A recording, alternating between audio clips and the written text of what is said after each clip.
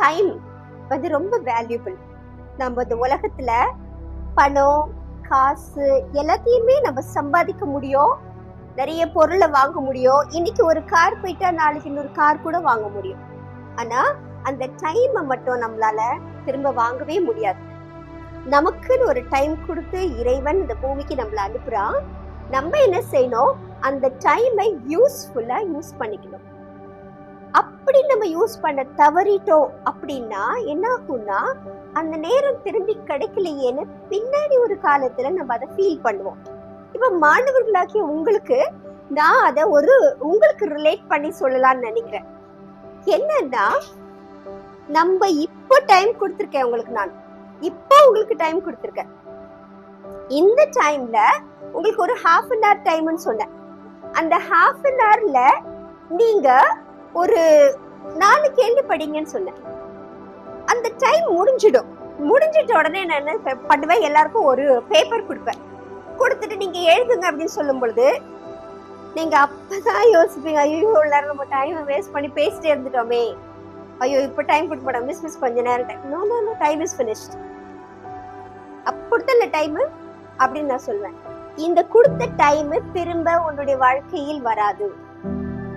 உனக்கு புரிஞ்சிச்சா? இந்த டைமை பத்தி நம்ம தெரிஞ்சுக்கணும்னா, இந்த ட்ரெயின் கிளம்பும் பொழுது ஓடுறதுக்காக இருக்கிறவங்களை வச்சுதான் நம்ம நல்லா கண்டுபிடிச்சுக்க முடியும். ஒரு உதாரணம் என்னன்னா, இப்போ நம்ம கிளம்புறோம், ஒரு ட்ரெயினை பிடிக்கிறோம். அந்த ட்ரெயின் வந்து ஒரு 5 o'clock ஸ்டார்ட் ஆகுது.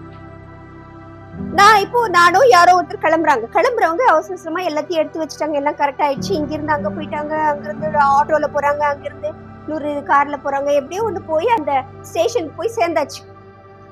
இன்னும் 1 minute அது ஸ்டார்ட் ஆக போகுது. ஸ்டேஷன் கிட்ட இருந்து எல்லா பொருளையும் எடுத்துட்டு இவங்க கடகடன் போகணும்.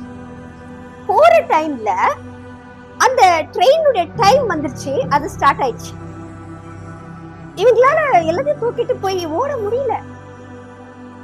அப்போ அந்த ஒரு நிமிஷம் மிஸ் பண்ண பாத்தியா, அந்த மிஸ் பண்ணவனுக்கு தான் அந்த ஒரு நிமிஷம் எவ்வளவு முக்கியமா இருந்ததுன்னு தெரியும். அதுக்கப்புறம் அந்த ட்ரெயினை திருப்பி வான்னு சொல்ல முடியாது, நிறுத்தவும் முடியாது, திரும்பி ஏறவும் முடியாது. Nothing can be done. So அந்த ஒரு நிமிஷத்தை உங்களுக்கு எக்ஸ்பிளைன் பண்றதுக்காக அந்த ட்ரெயினோட விஷயத்தை நான் உங்களுக்கு சொன்னேன்.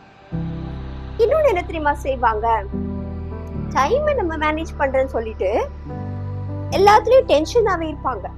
இப்போ அதே ட்ரெயினுக்குள்ள ஏறிடுவாங்க.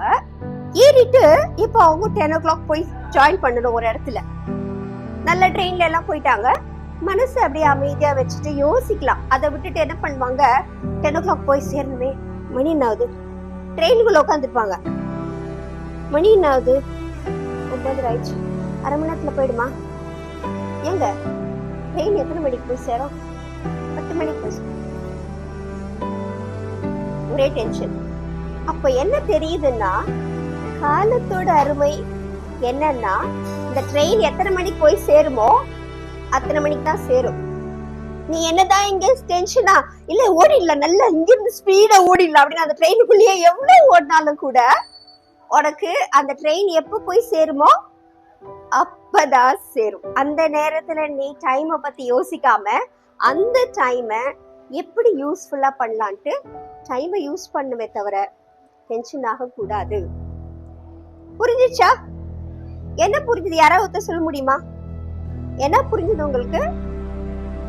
என்ன கத்துக்கிட்டீங்க? இப்போ யாராவது ஒருத்தர் லேட்டா கூட நான் கேக்குறேன், சரியா? இப்ப நான் என்ன சொன்னேன்றது உங்களுக்கு ஏதாவது புரிஞ்சதுன்னா ஏதாவது ஒரு லைன்ல நீங்க சொல்லலாம். நெக்ஸ்ட் என்ன சொல்ல வரேன்னா, இப்ப நான் டைம் கொடுத்த உங்களுக்கு படிக்க சொல்லி, இப்ப எக்ஸாமினேஷன் ஸ்டார்ட் ஆக போகுது. 11ஆம் தேதி வந்துருச்சு, எக்ஸாம் ஹாலுக்கு போகணும். நீங்க எல்லாம் எடுத்துக்கிட்டீங்க ரெடியா? இந்த ஒரு கேள்வி டீச்சர் வந்து இந்த 4 கேள்வி ஒரு கேள்வி படிச்சிருந்தோம், அந்த கேள்வி நம்ம படிக்கவே இல்லையே, இப்ப படிச்சிடலாம் அப்படின்னு கொஞ்சம் எடுத்து படிப்பீங்க. ஐயோ மனசுல ஏற மாட்டேங்குதே, ஞாபகமே வர மாட்டேங்குதே, அது குடுற, அது காட்டுற, எனக்கு சொல்ல ப்ளீஸ், எனக்கு தெரியல. எவ்வளவு பதட்டப்பட்டாலும் அந்த இப்ப கிடைச்சது பத்தியா ஒரு நிம்மதியான நேரம், அந்த நேரத்தை நீ பயன்படுத்தாததுனால எக்ஸாம் ஹால்குள்ள போகும் பொழுது நீ என்ன பண்ற, அப்படி பதட்டப்படுற. ஏன்? டைம் இல்ல. உனக்கு கொடுக்கப்படுகிற நேரத்தை நீ பயன்படுத்தாமல் போனாலாயனா என்ன ஆகும்? உனக்கு திரும்பி அந்த நேரம் கிடைக்காது. அந்த நேரம் முடிஞ்சதுக்கு பிறகு நீ எவ்வளவுதான் நீ கஷ்டப்பட்டாலும், எவ்வளவுதான் ஆசைப்பட்டாலும், எவ்வளவுதான் யாருக்கிட்டயாவது கொஞ்சம் கடன் வாங்கலாம்னு நினைச்சாலும் you cannot get that back. So time is very precious, children. அதனால என்ன பண்ணுங்க, நேரத்தை இப்போ இருக்கிற நேரத்தை பயன்படுத்துங்க. அப்படி பயன்படுத்தும் பொழுது எக்ஸாம் ஹால்ல உங்க நேரம் எல்லாம் அமைதியாகவும் சந்தோஷமாகவும் அழகா எழுதுறதுலயும் போகும். புரிஞ்சுக்கிட்டீங்களா? சரி, யாரும் என்ன புரிஞ்சுக்கிட்டீங்க? உங்களுக்கு என்ன தெரிஞ்சது இன்னைக்கு? அதை யாராவது ஒருத்தர் சொல்லுங்க.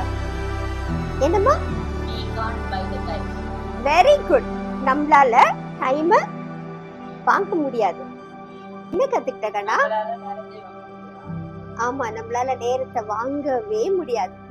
Very good.